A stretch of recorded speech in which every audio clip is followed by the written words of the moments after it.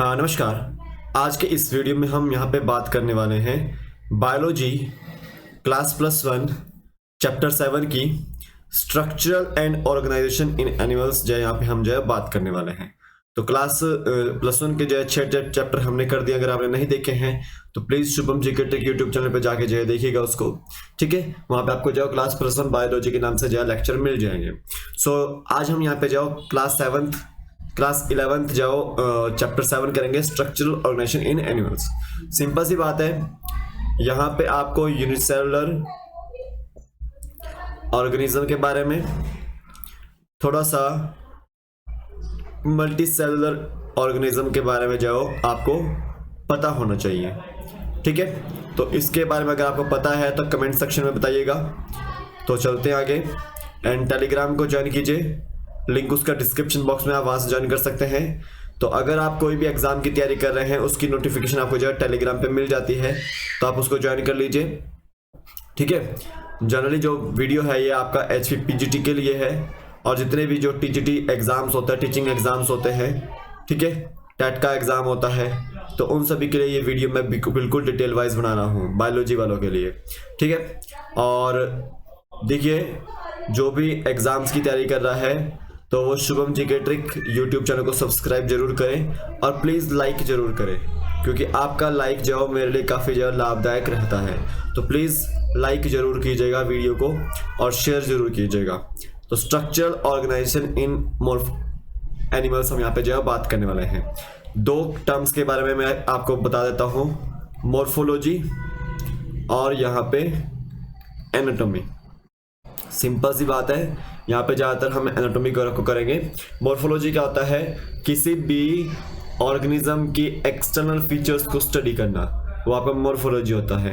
और एनाटॉमी क्या होता है कि किसी भी बॉडी के इंटरनल फीचर्स को स्टडी करना, वो क्या होता है? आपका एनाटॉमी होता है, ठीक है, याद रखना है।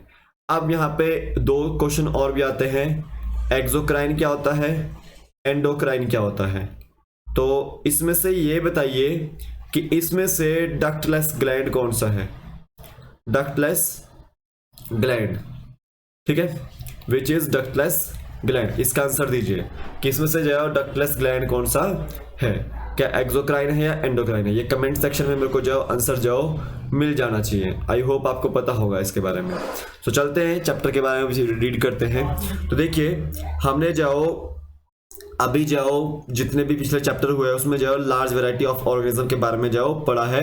उससे पता लगा है कि ऑर्गेनिज्म यूनिसेलुलर भी होता है और मल्टी सेलुलर भी होता है। सिंपल सी बात है।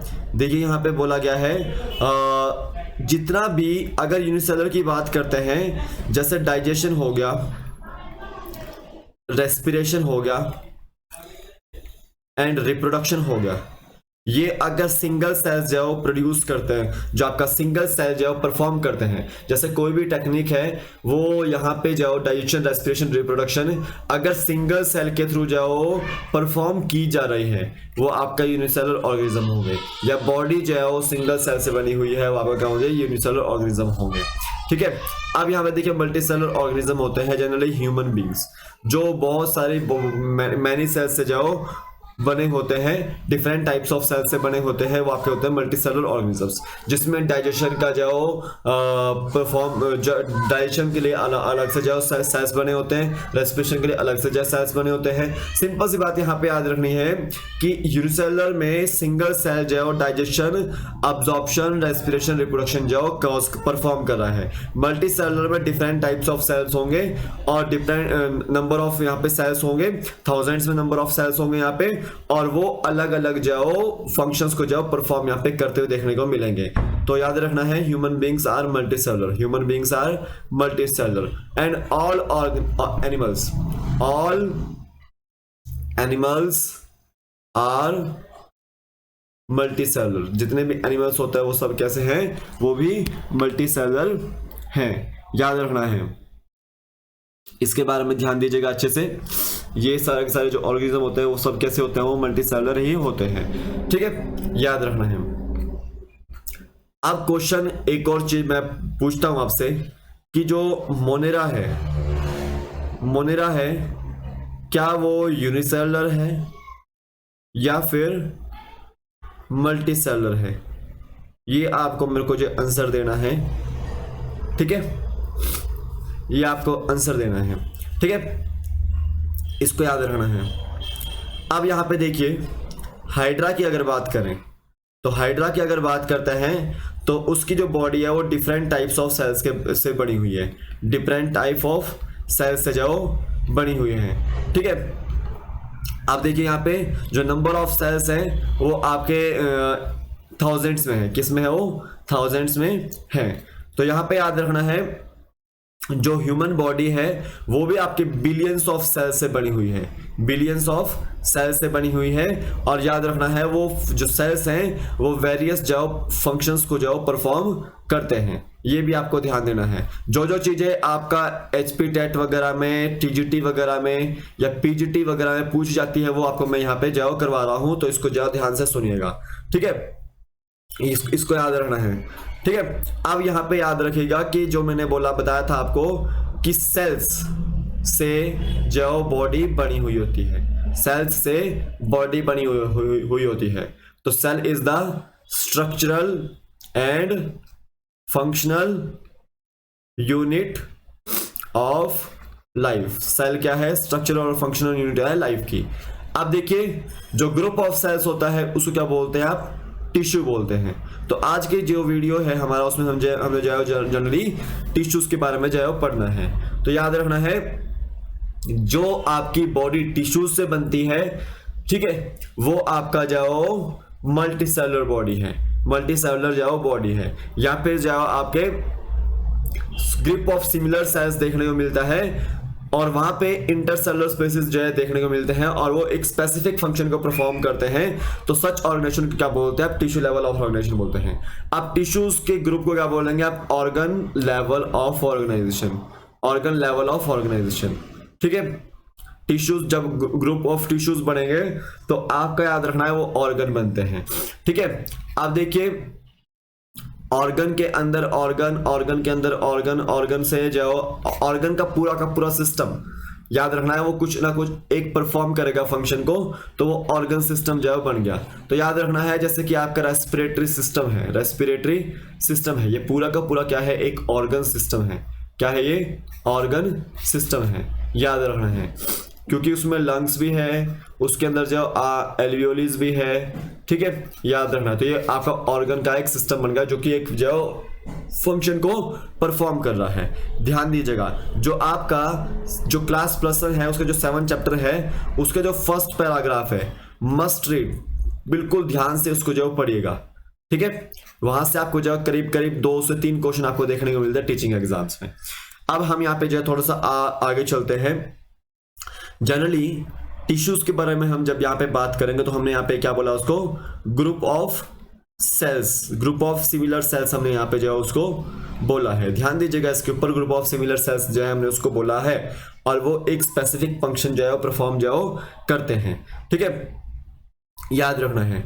अब यहाँ पे याद रखना है जनरली जो टिश्यूज है वो जनरली कितने टाइप्स के हैं, वो 4 टाइप्स के यहाँ पे बताए गए हैं, ठीक है, 4 टाइप्स के जो यहाँ पे बताए गए हैं और एक स्पेसिफिक प्रोपोर्शन में, एक स्पेसिफिक पैटर्न में जो ये टिश्यूज जो आपके ऑर्गेनाइज किए हैं, ठीक है। तो ये आपके टिश्यूज जो जब ऑर्गेनाइज होते हैं ये स्पेसिफिक प्रोपोर्शन में जो और ऑर्गेनाइज होते हैं या फिर पैटर्न में ऑर्गेनाइज होते हैं, तो याद रखो कि ये आपका ऑर्गन को क्रिएट करते हैं, जैसे स्टमक, लंग, हार्ट, किडनी जो क्रिएट करते हैं। और इन सभी का जो कुछ ना कुछ जो सिमिलर जो कुछ ना कुछ जो अपना जो फंक्शन जो होता है, मैं नॉट सिमिलर बट फंक्शन जो है कुछ ना कुछ कॉमन फंक्शन जो परफॉर्म करते हैं। यहाँ पे कुछ केमिकल और फिजिकल इंटरेक्शन आपको देखने को मिलती है, ठीक है, ठीक है। अब यहाँ पे याद रखना है जब ये स्टमक जो आपस में मिल जाता है या फिर जो एलिमेंट्री आपका जो स्मॉल इंटेस्टाइन आपका मिल जाता है, लार्ज इंटेस्टाइन मिल जाता है, तो एक तरह से डाइजेस्टिव सिस्टम जो बनाता है। उसी तरह से याद रखो लंग्स, ठीक है, एल्वियोलीज, ये सब आपके जो आपस में मिल जाते हैं तो ये क्या बनाते हैं, रेस्पिरेटरी सिस्टम जो यहाँ पे बनाते हैं, यानी कि ये ऑर्गन सिस्टम जो बना रहे हैं आपका, ठीक है, ये आपको याद रखना है। तो यहाँ पे आपको इतना याद रखना है। सबसे पहले तो यहाँ पे याद रखिएगा tissues, group of similar sales, और यहाँ पे हमने जो एक कॉम्प्लेक्स टिश्यूज को, एक कॉम्प्लेक्स एनिमल टिश्यू को यहाँ पे जो है हमने 4 बेसिक टाइप्स में जो है डिवाइड यहाँ पे किया है। जनरली हम यहाँ पे जो आज एनिमल टिश्यूज के बारे में पढ़ेंगे। जनरली हम एनिमल टिश्यूज के बारे में यहाँ पे जाओ पढ़ेंगे, ठीक है। देखो जो आपका सेल्स का स्ट्रक्चर है वो अकॉर्डिंग टू देयर फंक्शंस जो वेरी करता है। तो यहाँ पे याद रखना है जो ये एनिमल टिश्यूज है वो 4 बेसिक टाइप्स में जो डिवाइड किए गए हैं। आप देखिए यहाँ पे थोड़ा सा कौन कौन से वो 4 बेसिक टाइप्स हैं। सबसे पहले तो आपका एपिथेलियल है। कौन सा है? एपिथेलियल है। दूसरा कनेक्टिव है। क्या है? कनेक्टिव है। तीसरा मस्कुलर है। कौन सा है? मस्कुलर। चौथा आपका जाओ न्यूरल है। देखिए इस चैप्टर में हमने जाओ मैक्सिमम एपिथेलियल और कनेक्टिव पढ़ना है। बाकी के जो लास्ट के जो 2 चैप्टर हैं आपके उसमें मस्कुलर और न्यूरल हम जो यहाँ पे पढ़ेंगे। तो सिंपल सी बात है, एपिथेलियल टिश्यू, एपिथेलियल टिश्यू की जब हम बात करते हैं तो सिंपल सी बात है, यहाँ पे आपको याद रखना है ये जो आपका वर्ड आया है वो एपिथेलियम से आया है। किससे आया है? एपिथेलियम से आया है, ठीक है। अब इस एपिथेलियल टिश्यू के पास क्या होता है? फ्री सरफेस जो होता है, ठीक है, याद रखना है। और एक तरह से याद रखना है जो आपका कवरिंग और किसी को जो है लिनिंग जो प्रोवाइड करता है। अगर बॉडी को जो कोई कवरिंग प्रोवाइड कर रहा है और लिनिंग प्रोवाइड कर रहा है तो वहां पे कौन सा टिश्यू देखने को मिल रहा है आपको? वहां पे देखने को मिल रहा है आपको एपिथेलियल टिश्यू देखने को मिल रहा है। कौन सा टिश्यू देखने को मिल रहा है? एपिथेलियल जो है टिश्यू देखने को मिल रहा है। तो जनरली आपको याद रखना है कि जो सेल्स हैं इसके वो कैसे हैं? वो कॉम्पैक्टली अरेंज्ड है। कैसे हैं वो?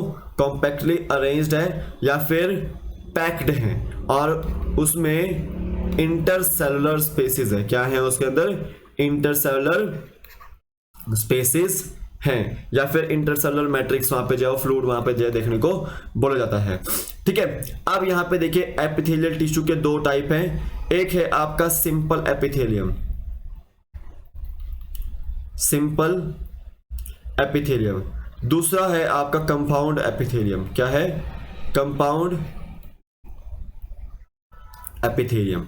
दोनों के बीच में अंतर बहुत ज्यादा है, ठीक है। जो सिंपल एपिथेलियम है वो आपका सिंगल लेयर ऑफ सेल से जो बनता है, सिंगल लेयर ऑफ सेल से जो बनता है और ये अपना जो स्पेसिफिक फंक्शन जो परफॉर्म करता है। जनरली सिंपल जो एपिथेलियम है वो आपका बॉडी कैविटीज की डक्ट्स पे लिनिंग होती है, उसकी जो आपका डक्ट्स होती है उसके ऊपर लिनिंग होती है या जो ट्यूब्स होती हैं उसके ऊपर लिनिंग आपको देखने को मिलता है। तो वहां पे सिंपल एपिथेलियम टिश्यू देखने को मिलता है।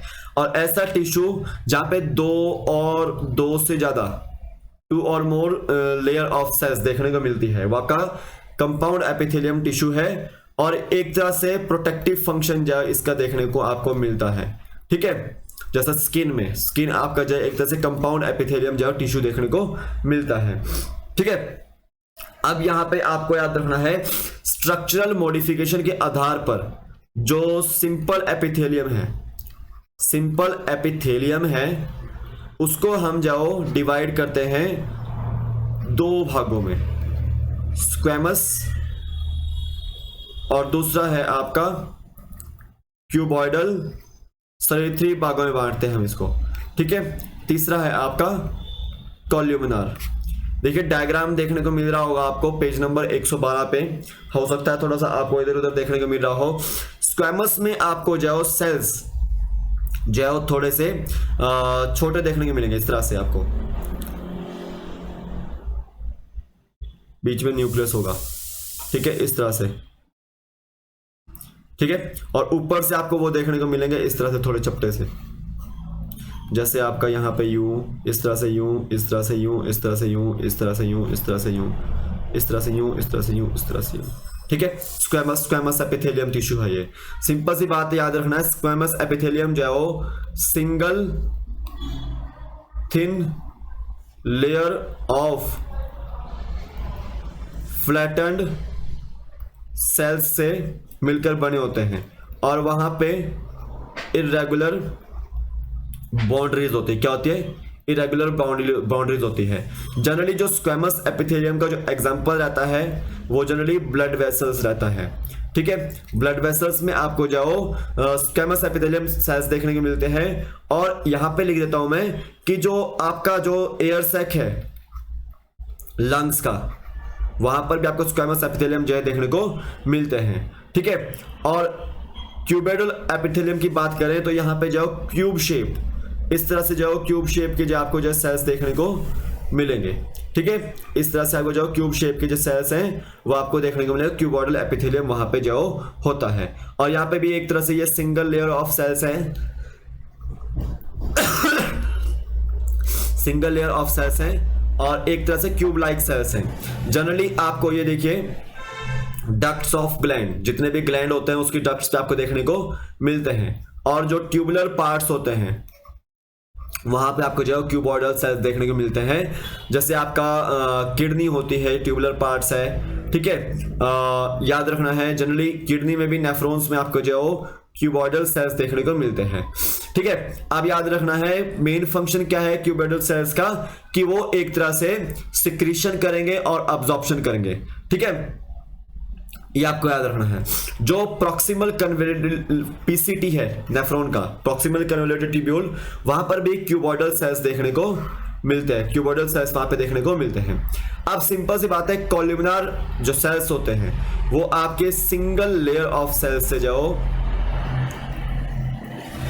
बने हुए होते हैं। किससे? सिंगल लेयर ऑफ सेल्स से जाओ बने होते हैं। लेकिन वहां पे आपको स्लेंडर सेल्स, इस तरह से जाओ बड़े बड़े सेल्स आपको देखने को मिलता है, इस तरह से ऊंचे स्लेंडर सेल्स, इस तरह से, ठीक है। तो ये कॉलम्नार सेल्स हैं जो कि स्लेंडर लाइक स्ट्रक्चर में है एक तरह से। तो ये सिंगल लेयर ऑफ सेल्स हैं, सिंगल लेयर ऑफ सेल्स हैं। और ये याद रखना है यहाँ पे एक स्लेंडर लाइक स्ट्रक्चर आपको देखने को मिलता है कॉलम्नार सेल्स में, ठीक है। अब यहां पे आपको याद रखना है कि इसके फ्री सरफेस पे आपको जाओ माइक्रोविलाई देखने को मिलता है। क्या देखने को मिलता है? माइक्रोविलाई देखने को मिलता है। जनरली जो कॉलम्नार सेल्स हैं वो आपको स्टमक में देखने को मिलते हैं और इंटेस्टाइन में देखने को मिलते हैं। और यहां पे याद रखना है ये कॉलम्नार सेल्स जो होते हैं वो सिक्रीशन करने का काम करते हैं और अब्जॉर्प्शन करने का जो काम करते हैं, ठीक है। ये आपको याद रखना है। अगर क्यूबोइडल सेल्स और कॉलम्नार सेल्स के पास याद रखिएगा सीलिया हैं तो वो क्या होंगे आपके? वो सीलिएटेड एपिथेलियम होगा। क्या होगा? वो सीलिएटेड एपिथेलियम उसको जो बोलेंगे, ठीक है। याद रखना है। अब सिंपल सी बात है, इसका काम क्या है कि ये मूवमेंट करवाने में जाओ, पार्टिकल्स को जाओ मूवमेंट कराने में जाओ आपका काम करेगा और म्यूकस को स्पेसिफिक डायरेक्शन में जाओ भेजने का जाओ काम करेगा। याद रखना है, ठीक है। ये आपको याद रखना है।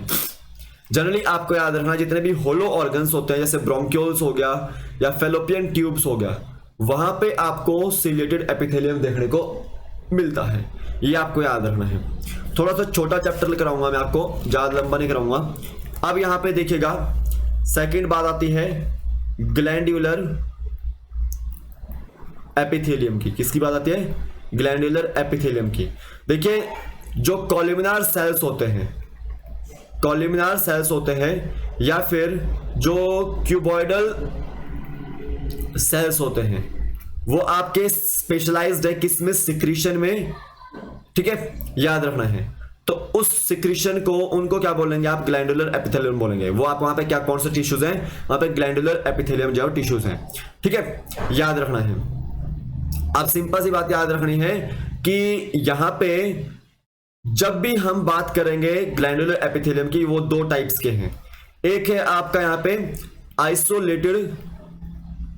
आइसोलेटेड ग्लैंड्यूलर सेल्स, ठीक है। जनरली जो आपका एलिमेंट्री कैनाल होता है वहां पे आपको देखने को मिलता है गॉबलेट सेल्स। तो ये एक तरह से जाओ वहां पे आइसोलेटेड ग्लैंडुलर सेल्स हैं। ये गॉबलेट सेल्स क्या करते हैं? म्यूकस को सिक्रीट करते हैं। याद रखना है। दूसरा याद रखना है आपको cluster of cells, cluster of cells के बारे में, यानी कि सेल्स का गुच्छा है। तो सैलिवरी ग्लैंड्स में आपको जो सेल्स के गुच्छा देखने को मिलता है, क्लस्टर ऑफ सेल्स देखने को मिलता है। तो ग्लैंडुलर एपिथेलियम में आपको इतना याद रखना है।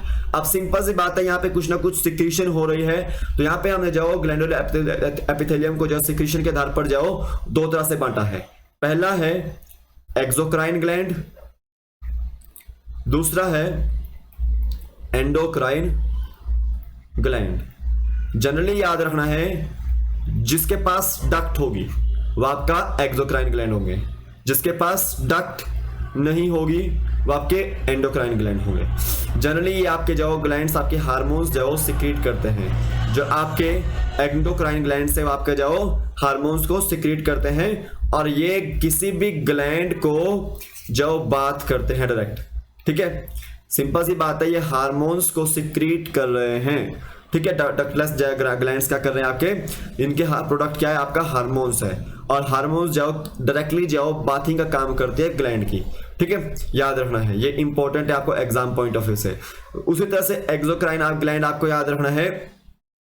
जनरली जो एक्सोक्राइन ग्लैंड होता है वो डक्ट्स के थ्रू जाओ कुछ ना कुछ जाओ सिक्रीशन जाओ करता है। जनरली आपका म्यूकस, सलाइवा, ठीक है, earwax, oil, milk, digestive juices, ठीक है, या एंजाइम्स बोल सकते हैं हम इसको।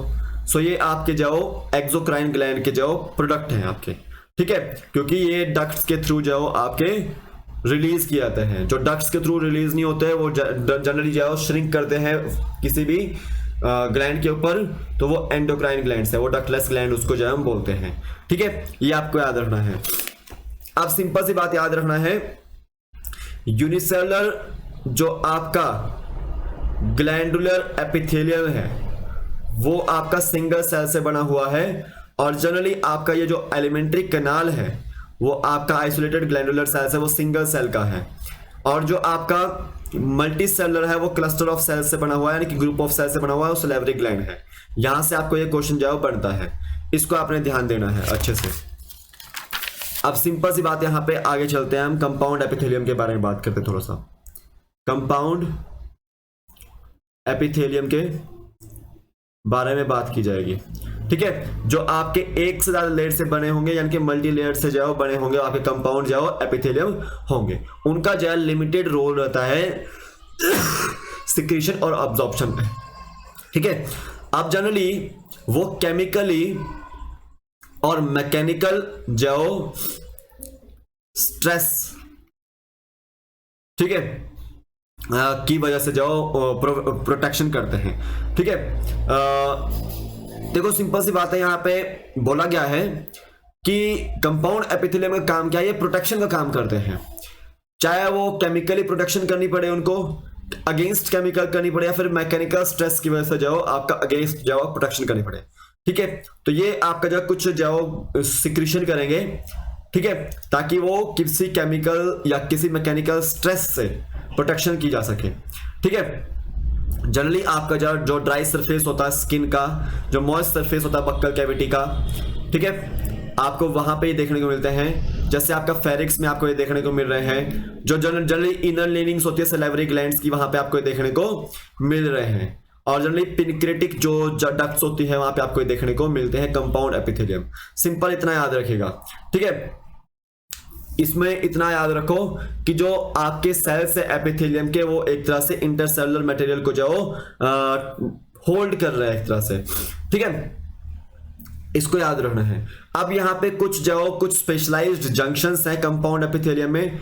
एक है आपका टाइट जंक्शन, एक है आपका अधेरिंग जंक्शन, और एक है आपका गैप जंक्शन। 3 जंक्शन यहाँ पे देखने को मिलते हैं। ठीक है, टाइट जंक्शन जाओ किसी भी जाओ सब्सटेंस को लीकेज होने से जो स्टॉप करेगा।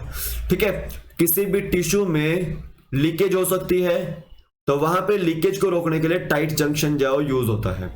अब अधेरिंग जंक्शन जो आपका एक सेल को दूसरे सेल के साथ चाहे कनेक्शन करने में जो यूज करता है होता है, यानी कि एक सेल की जो है अगर सीमेंटिंग करनी हो दूसरे सेल के साथ, तो वहां पे अधेरिंग जंक्शन यूज होगा। अब इंपॉर्टेंट है आपको गैप जंक्शन। ठीक है, गैप जंक्शन का मतलब क्या है कि ये फैसिलिटेट करेगा सेल्स को दूसरे के साथ कम्युनिकेट करने में। ठीक है, ठीक है, बाय कनेक्टिंग साइटोप्लाज्म और सेल्स का, जैसे मान लो ये आपका जाओ दो सेल्स हैं, तो इन दोनों के बीच में गैप जंक्शन हो सकता है कि ये अपने साइटोप्लाज्म को इसके साइटोप्लाज्म के साथ जाओ कनेक्ट कर रहा है, कम्युनिकेट कर रहा है आपस में दोनों एक जो दूसरे के साथ। अब कम्युनिकेट करेंगे तो ये रैपिड जो है वो ट्रांसफर करेंगे आयंस का, किसी का रैपिड जो है ट्रांसफर करेंगे आयंस का, या फिर जाओ स्मॉलर और बिगर मॉलिक्यूल्स का जो है रैपिड जाओ ट्रांसफर जाओ करेंगे। ध्यान दीजिएगा इसके बारे में। तो ये आपका मैंने आपको जो एपिथेलियल टिश्यू के बारे में बता दिया है। आई होप आपको इतना समझ आ गया होगा। तो मैंने आपको जो इन सभी क्वेश्चनों के आंसर भी दे दिए होंगे। यूनिसेलुलर ऑर्गेनिज्म क्या होता है, जो कि सिंगल सेल से बना हुआ होता है, और मल्टीसेलुलर ऑर्गेनिज्म कौन से होते हैं, जो कि मल्टी सेलुलर बहुत सारे सेल से बने होते हैं। ठीक है। एक्सोक्राइन ग्लैंड जो आपका डक्ट वाला ग्लैंड है, और एंडोक्राइन ग्लैंड जो है डक्टलेस ग्लैंड है। तो इसका आंसर क्या आएगा, which is ductless, endocrine gland is ductless gland. ठीक है, याद रखना है। तो आज के लिए बस इतना ही है। ये आपका फर्स्ट पार्ट था इसका, कल सेकंड पार्ट आएगा, कल कंप्लीट करने की कोशिश करेंगे लेक्चर को। तो अभी के लिए फिलहाल इतना ही है। जय हिंद।